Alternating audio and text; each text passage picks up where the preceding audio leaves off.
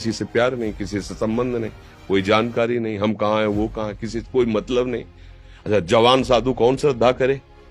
कभी गांव जाने की हिम्मत नहीं पड़ती कि रोटी मांग ले। पता नहीं लोग क्या सोचेंगे, क्या भावना कर ले।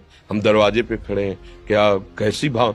जो हमारे सामने आकाश वृत्ति से आया यौवन अवस्था में, वही पाया, अन्यथा भूखे रह गए। जब हम हर समय अपने को विवेक के द्वारा सावधान रखे तो हम कभी निराश नहीं हुए, कभी उदास नहीं हुए, कभी ऐसा नहीं लगा कि यार हम दुखी, कभी नहीं लगा। उसी का फल है कि उस सुख का संकेत मिल गया जहां दुख की निशानी भी नहीं है। वही उसी के बच्चे हो, हम सब उसी धातु से बने हुए हैं। हम इतना क्यों परेशान हो जाते हैं? हम ये देखते हैं अपने लोग थोड़ी बात बिगड़ गई परेशान, नहीं बिगड़ी तो बिगड़ जाने की संभावना में परेशान है। आज सुख है लेकिन कल सुख छिन जाएगा तो हम आज के सुख में सुखी ना होकर कल के दुख की आने की संभावना में हम भयभीत हो। मतलब क्या हमारी सोच रह गई? हमको इतना बलवान बनना है कि सुख और दुख दोनों हमको छू न सके। भारी से भारी सुख की व्यवस्था है तो अहंकार नहीं।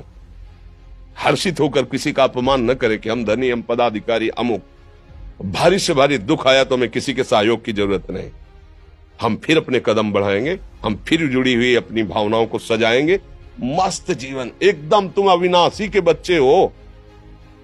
शेर का बच्चा भेड़ों के बीच में फंसकर म्यों म्यों बोल रहा है, बस अगर दहाड़ना सीख जाए तो कोई भी उसे परास्त नहीं कर सकता। ऐसे भगवद अंश तू प्रपंच में फंसकर अपने को इतना दीन क्यों देख रहा है? तू ऐसा है कि भगवान के दिव्यास्त्र में भी ताकत नहीं तेरे को मार सके।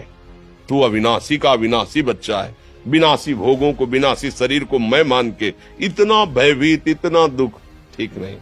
ये सबके लिए, केवल एक के लिए नहीं। आप समझो, आप लोग सोचते हैं हम गृहस्थ होकर भला ऐसी स्थिति कैसे? जनक जी सुखदेव जी के गुरु हैं और राजा हैं, महल है, रानियां हैं, नौकर है, चाकर। क्या सुखदेव जी जिनके शरीर में लंगोटी भी नहीं है, दिगंबर, परमहंस, परमहंस के गुरु है जनक जी जो राजा हैं। समझो आप ऐसा ना सोचे कि अब नौकरी कर रहे हैं, हम संसार में, हम गृहस्थ हैं, हम आध्यात्मिक की ऊंचाई पर नहीं चढ़ सकते। नहीं, आप एक सरकारी नौकरी या आप किसानी या व्यापार करते हुए आप एक अध्यात्म की ऊंचाई में चढ़ सकते हैं। और अध्यात्म ही है जो तुम्हें इस माया के दुख सुख से ऊपर उठा सकता है। दूसरा, चाहे जितनी संपत्ति आ जाए, आप सुखी नहीं हो सकते। सब देख लो, आंख खोल के देख लो। अध्यात्म ही है जो तुम्हें हर कष्ट सहकर मुस्कुराकर जीने का रास्ता बता देगा कि आप आनंदित हो जाओगे। कुछ नहीं बिगड़ा। अध्यात्म है तो कुछ नहीं बिगड़ा, अध्यात्म नहीं है तो कुछ नहीं बना, कुछ हाथ नहीं लगने वाला।